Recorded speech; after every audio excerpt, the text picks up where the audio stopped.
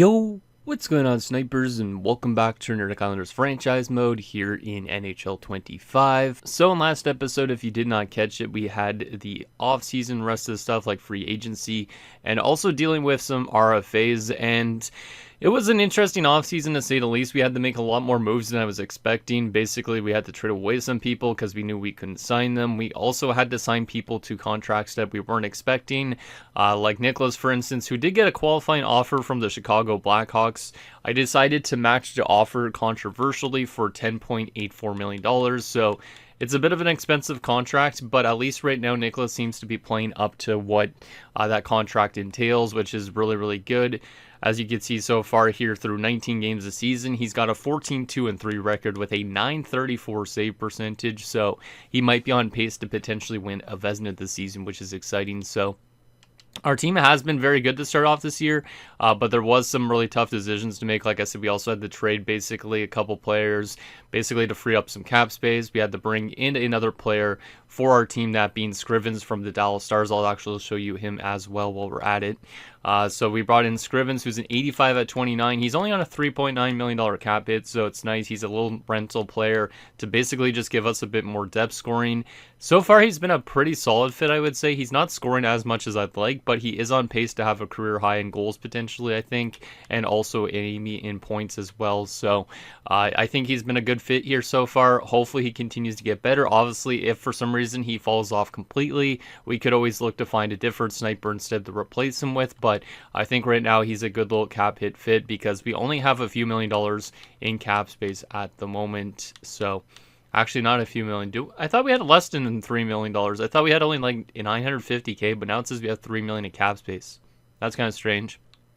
Well, regardless, we don't have a lot of cap space, so we can't really do too much in terms of like upgrading this roster to that much more. But at least the team's off to a good start. As you can see, 15-3-3 in our first 21 games of the season. So hopefully we continue just to build on that in this episode. Obviously, it would suck, though, to win the President's Trophy in a way because I feel like we'd be a first-round exit. So hopefully we take our foot off the gas a little bit, but not so much that we basically stall and we get stuck in the middle of the highway. So with that said, let's get in your guys' comments, see what you guys have to say about last episode, and then we will get into probably simulating more of the season. I don't know how much of it. I kind of want to get through the rest of the regular season, to be honest, in this episode, but there is a chance that we might stop simulating right before the trade deadline, or if our team's doing good enough, we honestly could just go for the rest of the year. So it really depends on how the team does in this episode. So the first comment is from Sanotaku. Says, I would have taken the compensation for Nicholas without a second thought. Your forward and defensive cores are still good enough where you to where you could make another deep playoff run without a superstar goalie. And yeah, that's a little bit of a debate. I think we definitely could have still simulated good without necessarily Nicholas. Like if we would have signed like say Solovyov and some other person as a like kind of a low end goaltending tandem, I think it could have worked out for sure as well. The one thing I was a little bit skeptical more on though is the fact that like some guys are dropping off. Like Houghton could easily be like an 82 overall defenseman by the end of the year, and then our defensive core is a little bit on the weaker end side of things.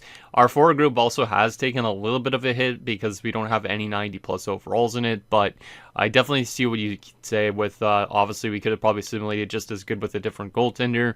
Well, at least Nicholas right now is kind of playing up to that type of standard that he should be with that cap hit. He's been actually a really good regular season goalie. Last year, obviously in the playoffs, I think he was really good too. Just in the finals, he just decided to crumble. So hopefully this year he finds himself a little bit more so. But I think he's been one of the more consistent goaltenders we've had for the most part, except for that finals last year, obviously. And then we did bring back Solovyov as the backup. And Solovyov so far has been really solid through 4 games. He's not going to get a lot of games in this year likely, but it is nice to bring him back after a couple years in San Jose, just because we might as well have brought him in after we decided to trade away from Komatov, just because Komatov was pretty much listed as a starter. That's why we decided to hold on to Nicholas instead over him. Probably should have leaned toward holding on to Komatov just because he would have been cheaper than Nicholas, and then we could have let Nicholas get qualified, but I wasn't thinking there would be a player that gets qualified on our rosters. So we'll be interesting to see what we do in terms of the offseason ahead as well, because obviously we do not have a lot of cap space. We might have to offload some big players or let some players go to free agency in order to bring other players back. In the last info comments from Michael Dos, who says, didn't like the Scrivens deal, preferred the sniper from Anaheim. I know you think they would keep him, but you have to go for it and get a cup soon. By the way, can't like this video as I get an error when it pops up when I click thumbs up. And then he says, like works now. Weird. But he's talking about, anyways, the player that he would have wanted me to bring in is the guy on Anaheim and not Scrivens. I don't even remember who the Anaheim guy was, but I kind of still want to go for realism. I know we want to win a Stanley Cup and all that, but I don't want to be fleecing teams out of their top players. Like, Jar is a great player. He is a pending RFA at the end of the year. I think they have, they have $20 million in cap space right now. There's just no realistic reason why the Ducks would want to move out from him. Like, even if I go to fine trade, I don't think they would throw me an offer potentially. Like, let's go fine trade just to see if they would actually even throw me an offer involving that guy. Probably not, but we might as well take a look just for fun. Yeah, see, nothing's found on an open block or just a normal block either. So, yeah, I just don't think it would be realistic for them to part ways with a young guy, especially when they seem to be more in a rebuild. They have a lot of cap space, and they might likely re-sign him in the offseason. So, I just decided to go with the next best thing, which was that Scrivens guy. And I think he's been, like I said, a solid fit here so far. Is he an elite player? No, but he should be able to get enough offense being in that top six. And like I said, if need be, maybe we could upgrade him at the trade deadline.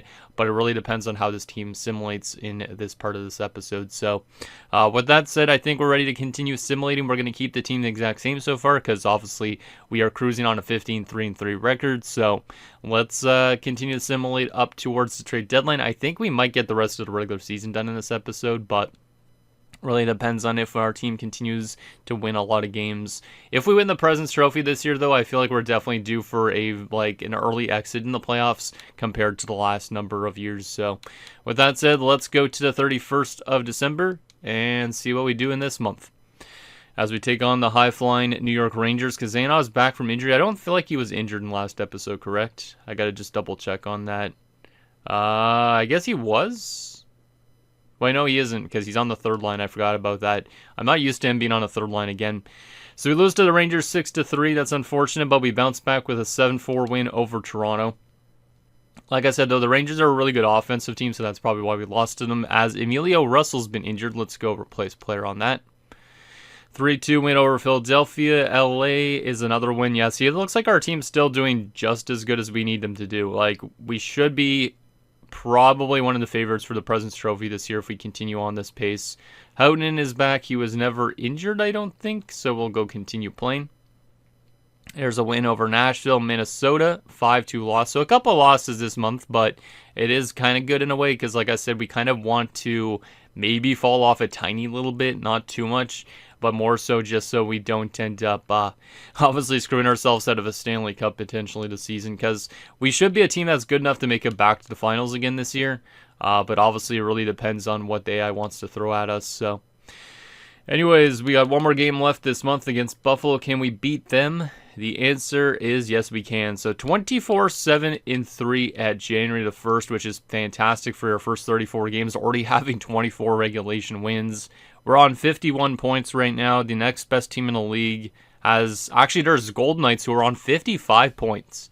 So we aren't even right now the President's Trophy favorites, which is interesting. The Vegas Golden Knights are having an insane season. They're 27-8-1.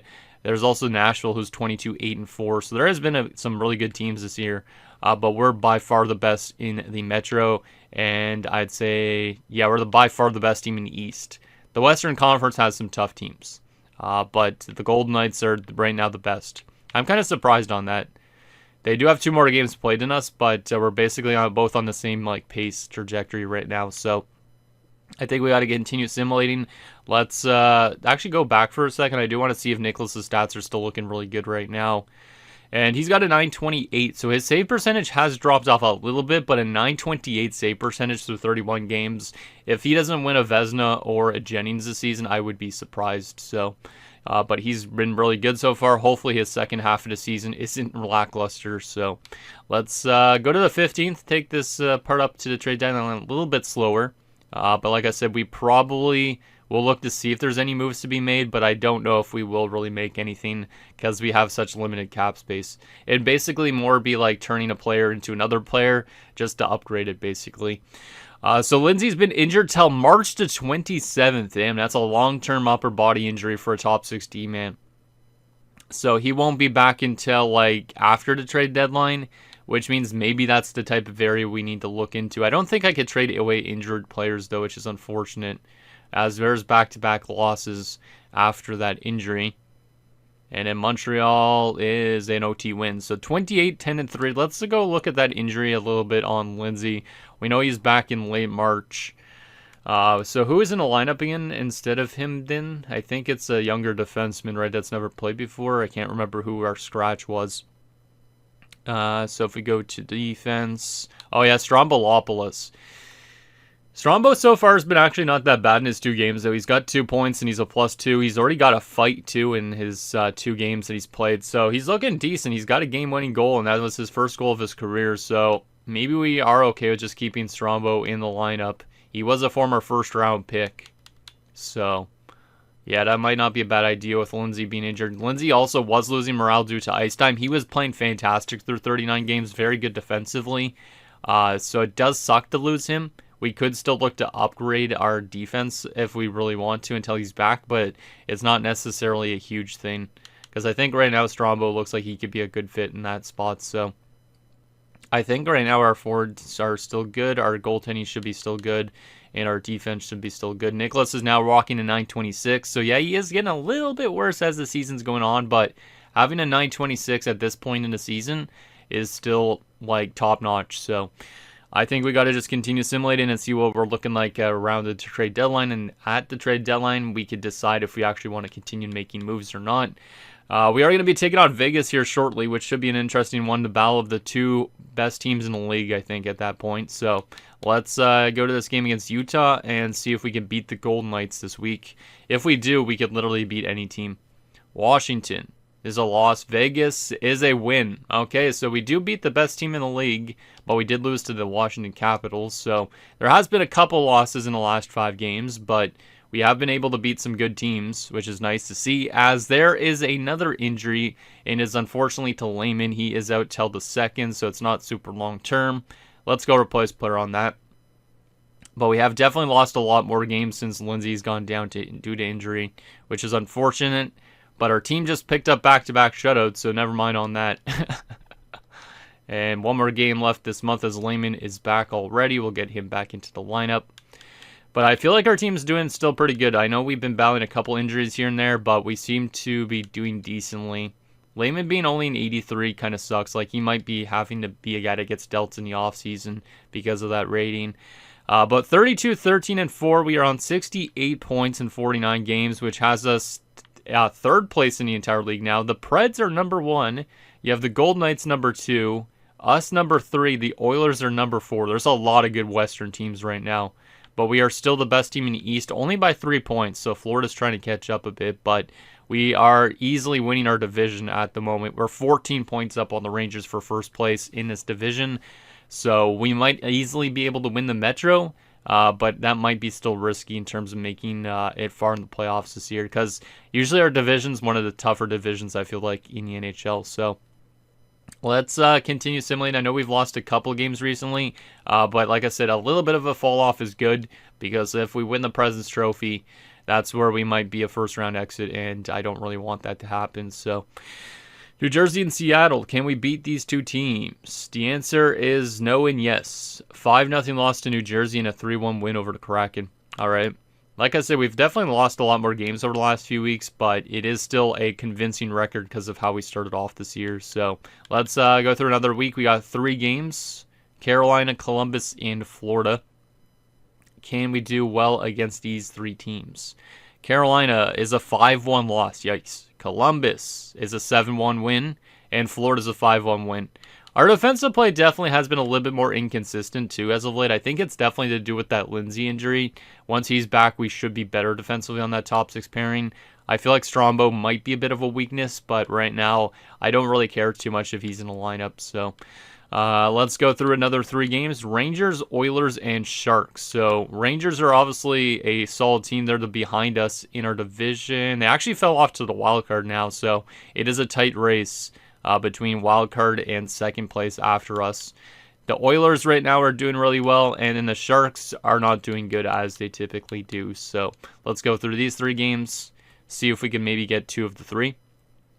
But we're closing in on 40 wins already, which is awesome. Rangers are a loss 4-3. Oilers are a 6-0 shutout win. Nice to see that. Third and Crane for a 5th and Yandel. I mean, Yandel's a decent depth defenseman probably at this point. He is a 7th D-man. But he would be maybe an upgrade over Strombolopoulos or using Strombolopoulos as a depth option.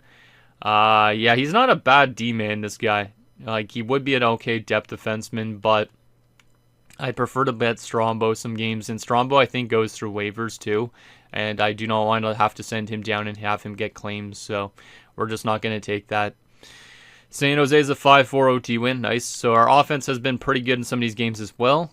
Couple more games left this month. Seattle and Vegas again. Seattle's going to be a win, and Vegas is going to be a loss. All right. But us and Vegas are still 2 of the best teams in the NHL right now. We're on 80 points. Golden Knights are on 87 points. God damn. Yeah, Vegas is definitely running away with the President's Trophy right now. Well, them and Nashville, I should say, for that matter. So I don't think we're going to win the President's Trophy this year, which is good because maybe that gives us a psychological edge when it comes to the playoffs. Let's go through these next 3 games, and then we'll be a day before the deadline. So we got Washington, Philly, and the Rangers. See if we can win any of these games, but we might be on 40 wins right before the deadline. There's a trade offer, a 2nd and a 3rd for a 3rd, a 5th, and a defenseman with 1 year left on his ELC, I think. I'm not too sure. Let's take a look at Gunderson here. It's not a bad deal. 78/25, DFD. This guy would be pretty nice, actually. He does fit our top 6, too. God damn. That's actually kind of nice. The thing is, I don't really want to have a guy that's listed. He's listed as a depth defenseman. Like I said, I don't really want to send Strombo down, though, because I think he does go through waivers. Let's double check on that. Because if he doesn't go through waivers, this might be a better play for us to have as a depth defender. So Strombolopoulos, he's listed as a depth defender. So far in 20 games, he's actually been really good, though. 8 points and a +8. Like, he's been pretty nice. His aggressiveness is a bit too high, maybe, but he's been good. It's not that he's been a bad defenseman since replacing Lindsay right now. But does he go through waivers? That's what I wanted to know about. Yes, he does.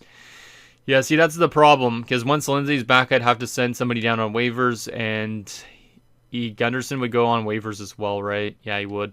I don't know if Strombo would get claimed, but I don't think I could make this deal just because of that. And also, it would put us over the cap making this trade, too.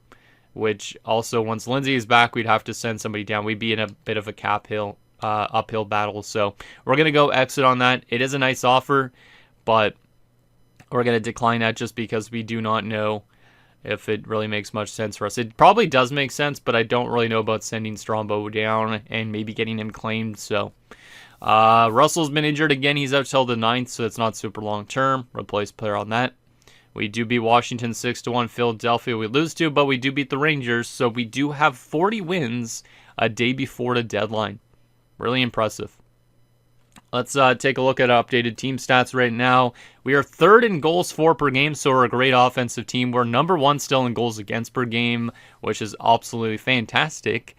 And in our power play and penalty kill are both 7th in the league, both at 18.5% and 87.1%. So there's no real reason for me to make trades based on those numbers alone. Like, there's not really a set weakness. Our special teams are top 10, and we've been good at 5-on-5. I don't think we need to really make a trade this year. I could look at player stats and see if there's been any weak links, but I'm not too sure if I really want to do that right now. Let's briefly look at this. I don't really want to look at this because I think I want to get the rest of the season done in this episode, but is there anybody that's been kind of underperforming? There's only one play. We have nobody that's point per game on our roster despite being that high up in point and goals for per game. So we have very good depth scoring. And that's been a success for our team. So Crane's on 61. He's been really good. Everybody else is below 50 points, though. You have Scrivens, who we brought in with 24 goals, which is 2nd on the team. So I think Scrivens has done a good job. I know, Michael, you didn't like me bringing him in, but I think he's been a solid fit here. He's already almost on that career high in points and goals, so I think he's a good little addition. I don't think he's a huge elite upgrade, obviously, but I think he's been good. Aside from that, though, like, the depth scoring has been really good, like, as you'd expect. Schroeder's on 27 points as a rookie. Like, I just don't think there's really that much of players that are underperforming on it. Everybody seems to be doing their job nicely. Good plus minus, good offensive production. And in the defensive core, we're getting a lot of guys on points. Holmstrom's on 39 points. Schaefer's on 43. And Howden's on 46. And then you even have Carlton on 24. Like, our defensive core is producing nicely. Strombo actually outperformed Lindsay in less games in terms of production, but plus minus obviously a lot different. Goaltending wise so far, Nicholas has a 920, Solovyov has a 925 and a 1.99. So Solovyov came back here and has done really well. Nicholas is still looking like a really good goalie this season. Obviously, he's dropped off a bit in this episode, but he's done very good. We have 7 combined shutouts from our 2 tendies and 4 assists too from them combined. So I don't think there's really any reason to make any trades. I just don't, unless there's somebody crazy in the block. So we'll look into it, but I don't think we'll make any trades just because I think our depth scoring has been so fantastic. Like, everybody on our team is scoring a lot of goals and picking up points. It's a good team effort so far. It's not just one guy. So we'll look briefly into what's on the block just to see if there's anything out there. So we'll jump into the actual trade deadline minigame itself, see if there's anything out there. If there's not, we should be probably good for the rest of the season. Lindsay will be coming back soon too, and that'll be kind of almost like a deadline pickup, even though he has been playing with us this season. It's almost like upgrading our defensive core with the last month or so of the regular season. So let's advance into this trade deadline, and we'll take a brief look just to see if there's anything that's worth maybe trading for, but I don't think there is at this point. So do we got any interesting names here? So there's a goalie. We don't need goalies.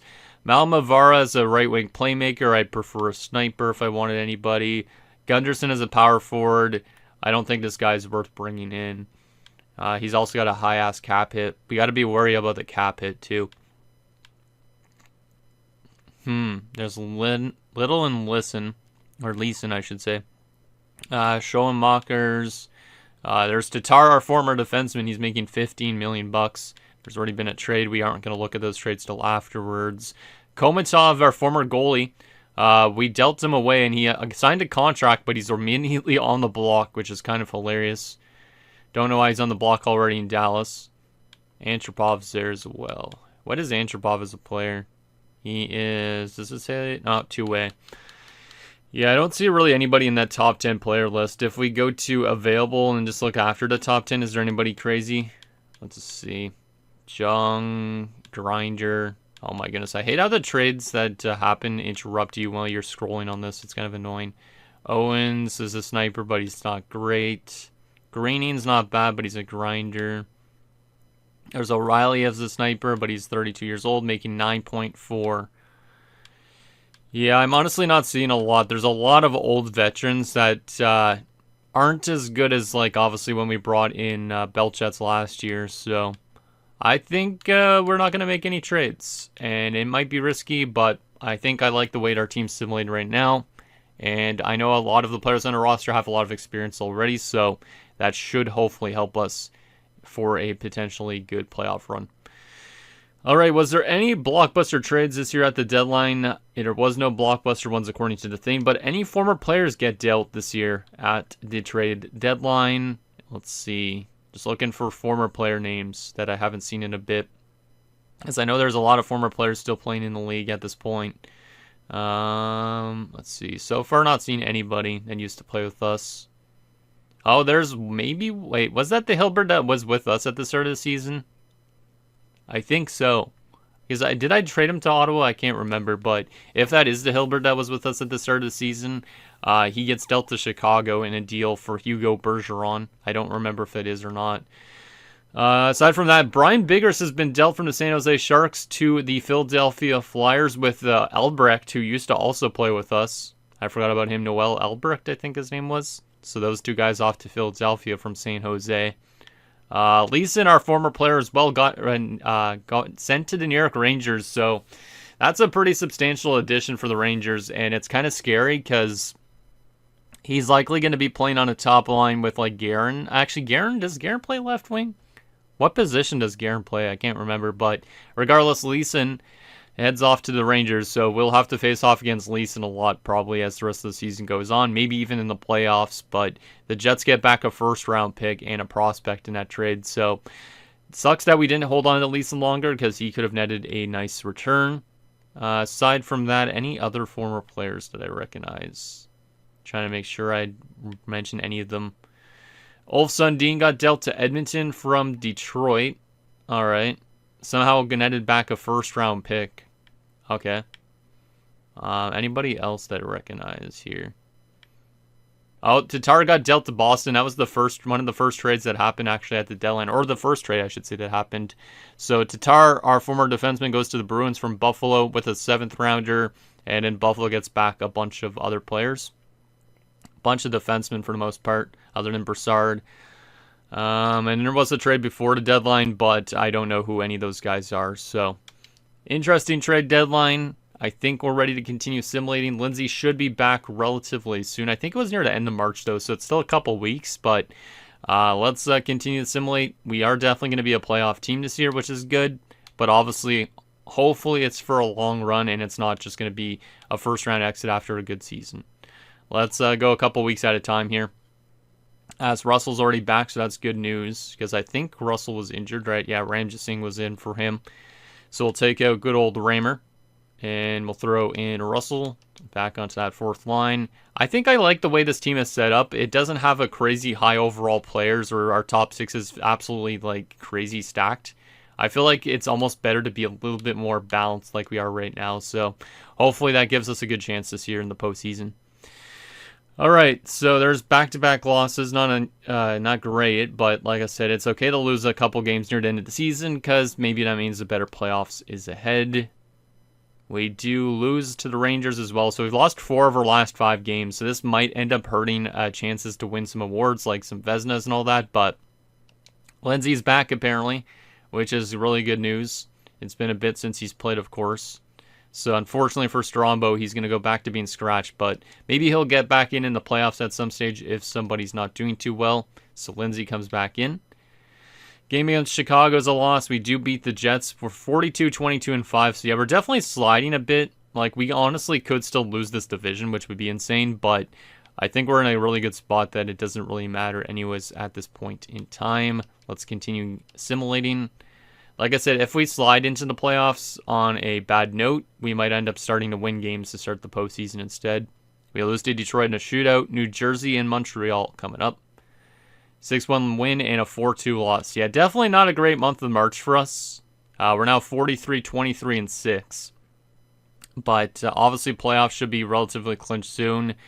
We're 10 points up on wild card, so we are looking pretty decent in terms of the East. We're still the best team in the Eastern Conference, which is kind of surprising. We're only 4 points up on the Rangers and the Panthers now. And the best team in the league still is the Golden Knights, who are 10 points up on us now. So we aren't going to win the President's Trophy, which is good. But we are definitely sliding, which should make for a better playoff result, I think, personally. Let's go through these next 4 games. Columbus, Florida, Boston, and St. Louis. Columbus is going to be a 3-1 loss as well. Florida is an 8-5 loss. Yeah, we're definitely not going to have good goaltending stats after this last month or so. We do beat the Bruins. We lose to the Blues. We are doing absolutely dreadful near the end of the season, but we've just clinched a playoff spot, so at least that's good. But it is a little bit worrisome that our team has fallen off this hard in the last little bit. But at the same time, like I said, it could honestly mean for a good run. We honestly could fall back to the wild card potentially, which would be insane. If we fall back to the wild card, we're winning the Stanley Cup, I think, but who knows. Let's go through 2 more games. Vancouver and Dallas. I would make line adjustments after this, but since we've already clinched a playoff spot, I don't care too much. Vancouver's a 5-4 win. Houghton was never injured, I don't think, so we'll go continue simulating. Dallas is a 7-4 win, so there's 2 good victories in a row. We do got Florida and Washington coming up here. We could still hit 50 wins this season, which would be good. Florida is a 5-2 loss, so never mind on the 50 wins, but that's okay. Washington is a 3-2 OT win and 2 games left this season. Let's go through them as well. Philly and Carolina. Ragnarsson was never injured. Philly is a win and Carolina is a win. So we finished the season 49, 27, and 6, and we have won our division by 3 points. The Rangers fell off to a wild card spot, which makes me think they're going to definitely have a good run this year, potentially, which is a little bit scary. We did win the Eastern Conference as well, which is kind of surprising with 104 points. The best teams in the West, though, Golden Knights won the President's Trophy, 115 points. The Preds had 110. And since we only had 104, we are technically below the Flames this season and just above the Wild. So, yeah, the Western Conference definitely a lot stronger than the Eastern Conference was. But still a really good season for this team for the most part. A little bit of a downfall near the end of it, but still good enough. So let's go quickly into this. I know you guys are going to see the point leaders. We're going to take a look at that in a little bit. But let's take a look at where we finished in terms of everything, goals for, all that. But we should still have some really good underlining stats at this point in the year, my guess. So in terms of goals for per game, we were the 5th best offensive team in the NHL. 3.6 per game is great.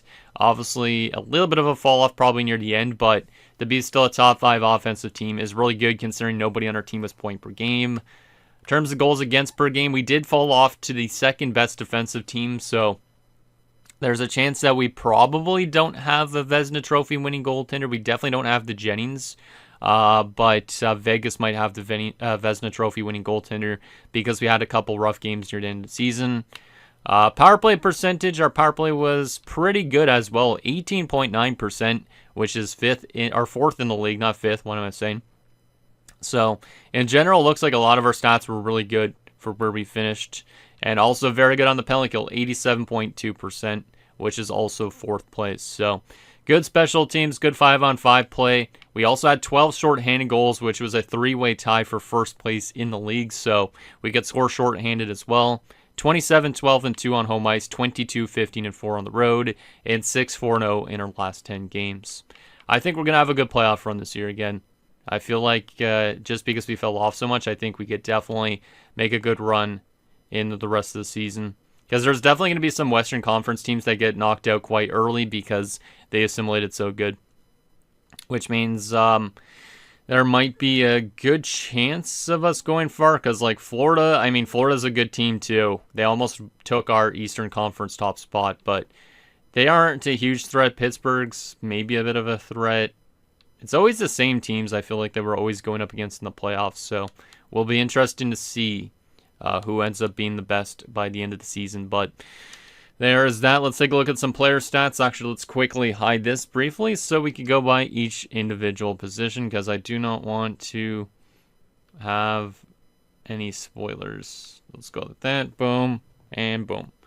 All right, so leading the centers in points was Kari Mäkinen, 65 points in 82 games. He is definitely on a regression path. He's an exact top 6 now, so likely this is one of his last years in the NHL, which is kind of crazy because he's only 32, but he's definitely fallen off since we've given him that extension. He is still a fantastic player, and we know that he could bring some stuff in the playoffs. Maybe I shouldn't have given him $15 million, but I kind of wanted him to stay here. Ashton on 56 points. Good year for Cole Ashton. I'll definitely take that. Russell on 32 points in 71 games. Really good season for Russell. He's been a solid bottom 6 option. And he's only been getting better as these last few years have gone on. Also, last year in the playoffs, he was really good. So, hoping for that again this year. He had 4 shorthanded goals and 4 shorthanded points. So, definitely brings a good defensive edge to our team. Winchester on 27 points. Pretty solid. I will definitely take that. He was a depth option for us last season, though. Left wing side of things, we have Crane on 79 points, 34 goals, 45 assists. Good season from Crane. He's still got the elite potential, so he hasn't dropped off as expected yet, but his production definitely not as good as it used to be, but he's a 500 career goal scorer now at this point. And last year's playoffs for him were really not that great, so I'm hoping he could get back to what he did a few years ago, because that would be very, very helpful. Ragnarsson on 65 points. Good season for Ragnarsson. Scrivens on 53 points, 30 goals. Obviously, the hybrid production is solid. 30 goals is really nice because when we brought him in, he was only scoring like almost around 20 goals a season. So I think this was a nice little addition. Is it the craziest addition in the world? No. But is it enough to give us some goal scoring support? I think it is. Also, he had some shorthanded points this season, so I think I'm happy with how Scrivens played in the season. Hopefully he could bring it in the playoffs, though, because in his career he has not been a playoff performer. So maybe he could do well with us. Kazanov, 53 points. Good season from him. Trotter, 35 points. Terry on 13. Good rookie season from Trotter. Solid rookie season from Terry. And then Ramjit Singh played 15 games with 4 points and was somehow minus. From a right wing perspective, Dempsey hit 50 points and 26 goals this year. So Dempsey, despite being one of those RFAs that was holding out a lot, he was only getting paid $1.35 million this year. And I think he's a pending RFA for one more year. So we might have to pay him some big money this offseason potentially. But yeah, he's looking pretty good in terms of being able to pick up some goals. Because if we look at his career now, that's his best point production season, his second best goal scoring season. He's definitely shown glimpses of being a really good goal scorer for us. So hopefully he can continue to do that. Hopefully he finds a way to get back to his playoff stats from a few years ago as well, because last year wasn't as good. So it'd be nice if he could get some stuff done. Lehman on 48 points in 78 games is pretty big of a downfall. We brought him in last year, 65 points, dropped down to 48 points. I like the plus 18, but Lehman's cap hit is pretty high for that amount of points. $8.6 million for 48 points. He might be a candidate to potentially get moved in the offseason if we need to free up cap space. And that's probably it. All right, defensively, Houghton 65 points plus 24. Another good season from Houghton despite him dropping off to an 83 overall by the end of the season. So this could be the last year for him. He's just under 1,000 career points too, so I really hope he comes back for another year. But obviously his cap hit is going to be quite high still. But he is still a fantastic player. 40 short-handed points is crazy for an OFD. But I've really liked how Olli Houghton's been with this team. Absolutely big trade acquisition back in the day from the Blackhawks. Schaefer on 55 points plus 30. He was really good this year. I think he's still signed for a few more years. Only one more year after this. So that's interesting. Holmstrom's on 50 points plus 20. Really like all three of those defensemen. Carlton, 30 points plus 16. Savage even had 20 points and was plus 15. So some good stuff from them. Strombo had 9 points in 29 games, plus 1. And then Lindsay, when he did play, was 8 points and a plus 20. So Lindsay didn't really bring much offense, but he was great defensively. And then Strombo, when he was in the lineup, helped us a little bit more offensively, which is good. From a goaltending perspective, Nicholas rocked a .912 save percentage. Same with Solovyov. Definitely had a little bit of a rough second half of the season, but these guys still had some really good stats all year round for the most part. So pretty impressed with the goaltending. Will be interesting to see what Nicholas could do in the postseason, and both still had the combined 4 assists and 7 shutouts. So let's take a look at some stats around the league, see who led in the NHL and all of that. I think I already saw who led, which, yep, it was Guerin. What a surprise, and he got injured. Oh my goodness, that is a huge loss for the Rangers, but if they win, it won't look that bad. So Guerin is a left winger. Lucky for them, they traded for Leeson, who is also up there in points, which means Leeson will be probably playing on the top line with Wallace. And who's their other top line guy? I can't remember who it is. I think it's a Grinder, if I'm not mistaken. But yeah, Guerin had an insane season, missed the last game in the season. I don't know how long he's injured for, but that's a substantial injury to have, especially considering he was an 80-goal scorer this year. But Quincy Wallace, after leaving us, became an elite player, man. 114 points for him this year at the age of 34.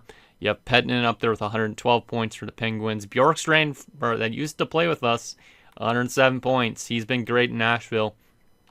Only signed for one more year. Foy up there in Nashville with 105. Eskalainen with 102 for Pittsburgh. And Davidson in Vegas. But how did Leeson do with the Rangers after he got dealt from the Jets? 28 points in 22 games. I think still the Rangers, even though they have an injury to Guerin, I think they're going to find a way to win without him. And then Guerin's going to come back and help them win the Stanley Cup. That's my prediction right now. I just think Leeson was a really good addition. I wish I would have had somebody like that in, but I don't think I would have been able to afford him with his cap hit. So the Rangers got a really good addition, and he helped them out quite a bit in terms of getting back into the playoffs, or actually getting higher up in the standings, because they did fall off to a wild card spot too. So I feel like the Rangers are a dark horse in this Eastern Conference. If we look at goal scorers, it's obviously going to be Guerin again. Yep. Guerin's insane, though, because now he's got another Art Ross and another Richard. So that means he's going to have literally his 5th Richard trophy. He's going to have his 3rd Art Ross trophy. He's probably going to win a Lindsay, likely, too, which would be his 5th. I'm not too sure what else he's going to win, but this guy's absolutely correct. Absolutely correct. All right. Best defenseman this season for points is going to be Victor Punovs in Vegas. So no Norris Trophy for us this year, as Punovs jumps from 43 points to 90 points this year as the Vegas Golden Knight. That's a huge one for them. Really good stat line there. McArdle had 73. But Howden still finished top 5 in defensive points as an 83 overall. So great year again from Howden. You also had Schaefer up there in points too. But obviously Houghton's usually the guy. In terms of goalies, the best goalie this season in terms of wins was Mark Legwand in Vegas. Most shutouts was 9 from Jorgen Sjogren, despite having a 33-30-3 record. God damn, 9 shutouts. And an 8 from Richard Prindis. Damn. Best save percentage by a starter this year is going to be Grellinger in Minnesota with a 917. Chimera also up there for Colorado now with a 917. Legwand with a 916 for Vegas. Sjogren had that 915. I don't know how the Flyers did that bad with him in net. He was fantastic this season, but the Flyers didn't do that well, I guess, in terms of scoring. But I don't think we're going to have a Vezina favorite, unfortunately. But yeah, it looks like it to me that it's probably going to go to Mark Legwand of the Vegas Golden Knights. Any goalie goals this season for fun? No. Most assists is going to be 4 from Edwin Dubnyk of the Red Wings. All right. Best rookie this season in terms of points is going to be Matt Sundqvist of the New Jersey Devils. Then you have also Marvin Playfair of Calgary, who's 24 years old. You also have Alexandrov of Vegas with 41 points. Trotter finished top 10 in rookie points. I'll take that. I'll take it. That's not too bad for him. And yeah, definitely did a lot better than he did in his first 8 games last season that we gave him a chance for. So I like that. All right.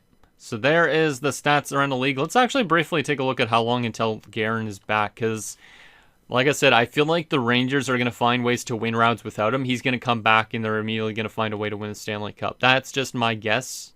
Because usually when you see a team lose a good player, they still manage to assimilate well. But how long is Guerin out for? I don't know if we'll be playing the Rangers first round, but I do want to take a look anyways. It's pending evaluation, so it's still very fresh, so I guess we'll find out in a little bit here. But the question we have now is, who are we playing in round of the run of the playoffs? The answer to that question will be answered here right now. It will be the Carolina Hurricanes. All right. I don't know if we've played Carolina in the playoffs before, and if we have, it must have been a while ago, but Carolina in round 1, they finished 41-35-6, so they were a team that just barely made it into the playoffs. They could be a cheese team, so I'm a little bit scared on that, but we'll take a look at the roster here in a little bit. But let's go back to injuries again, just take a quick look and see if we know anything on Guerin yet. Still pending evaluation, apparently. So I guess we won't find out till next episode, but the playoff matchups, in case you guys wanted to see those: Vegas and LA, Calgary, Seattle, Nashville, Edmonton, Minnesota, St. Louis, and then in our Eastern Conference, it's Florida and the Rangers, Detroit, Montreal, us and Carolina, Pittsburgh, and Columbus. All right, let's see how Carolina assimilated compared to us during the season. We'll take a look at their roster and then their player stats, and then that'll be it for this episode. So, comparing us to Carolina, we had a way better season than they did. We only had 8 more wins, but you can see there's a difference of, I guess, 18 more points. Right, not 18 more points. 16 more points? Yeah, 16 more points. I can do math. But yeah, they did not have a great offense. They actually allowed more goals than they scored, so that's a bit scary. Their power play was 15.5%, and their penalty kill was 83.3%. So no real stats are showing out for me. They were a really good home team this season, but their road record was absolutely abysmal. But they are 6-4 in their last 10 games, and they just barely got into the playoffs, and that's why Philadelphia missed out. Which is insane that Philadelphia missed out with a goalie that had 9 shutouts this season. Absolutely crazy. All right, so there's that. Let's take a look at what Carolina's looking like. Like I said, I don't think we've played them in the playoffs, but if we have, it's been a long time, probably. So, Carolina, what do you got on your roster at this point in time? First line, Ulf Eriksson, Yuri Arkhipov, and Lee Yashin. Oh boy. That's a really good top line for a team that just barely made it into the playoffs, so that's a bit scary. I don't know if these guys have a lot of playoff experience. Let's take a look at Yashin for a second here. Yeah, he's only played in the playoffs 3 times, and he's 29 years old, so I guess they haven't made the playoffs a ton. But that's a really solid top line. This franchise guy was drafted first overall by them 11 years ago, and he's only played 4 times in the playoffs as well. So Carolina hasn't had super deep runs, I guess. Second line, there's Marek Mashenko, our former player. We traded him away, I think, or did we let him go? I can't remember. But 54 points in back-to-back seasons with Carolina. He's been pretty good for them. He's not played in the playoffs since he played with us a few seasons ago. They also have Nathaniel Bachman and Christian Hedman. I do remember Christian Hedman from Columbus, I think. Yeah, from Columbus. He was good since being an addition to their team. Has played in the playoffs a lot, too, as of recent. Third line has Ahmed Huxley, Mikko Pilstrom, Donovan Sopel. Solid third line, a little bit weak maybe in some areas. And a fourth line of Lance Smits, 18 years old. He's also a franchise player that was drafted first overall last year. I completely forgot that they had the first overall pick last year. He had 31 points as a rookie. They're playing him as a fourth liner with power play time, basically.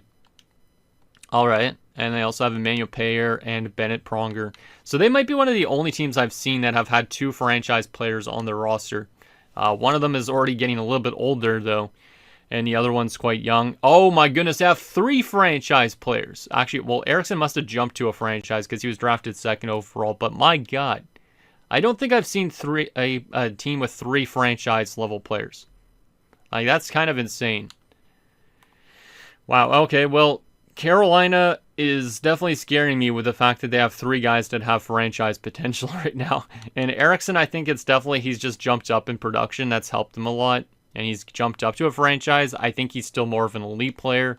But Arkhipov and Smits were definitely both franchise when they were drafted. From a defensive standpoint, Yuri Novoseltsev, former New York Islander. I guess he got there after Chicago. Yes, he did.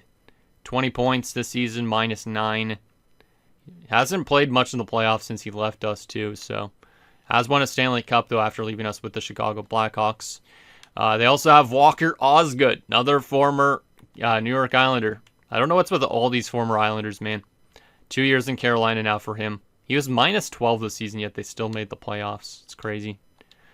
Second pairing, Frederick Wheel and Timo Salo, another former Islanders pick that we traded to get Mäkinen, basically. God damn, man. This is insane. He had no goals in 82 games this season.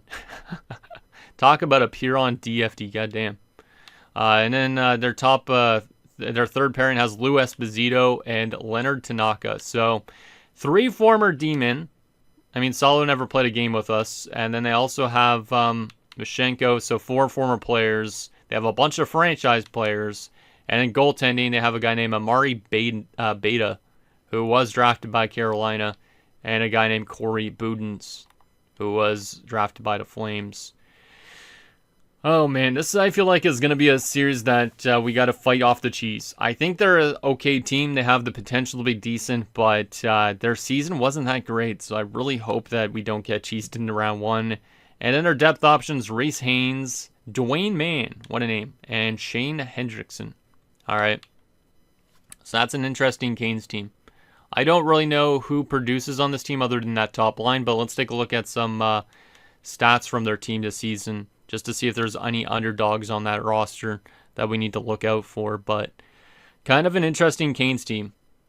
Didn't expect to go up against this much former players in the first round, but here is their stat lines from the season. Arkhipov led the way with 76 points. Yashin had 72 and 36 goals. Hedman was brought in from Columbus, so some of that's hybrid production. Eriksson on 69 points. Bachman had 59. Mashenko 54. So, yeah, it was mostly their top line doing a lot of work, but they do have potential in that bottom 6, which is a bit scary. But you look at their plus-minus. Yeah, their top line does a lot of the work. And then you can see their bottom six and all that. Very bad plus minus. Yikes.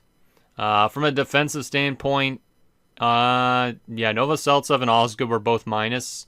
Everybody else was plus on the defensive core, but yeah, they don't get a lot of production from that back end. And in their goaltending, Budin was absolutely fantastic as a backup. Beta was a little bit more average, but has he ever played in a playoff game before?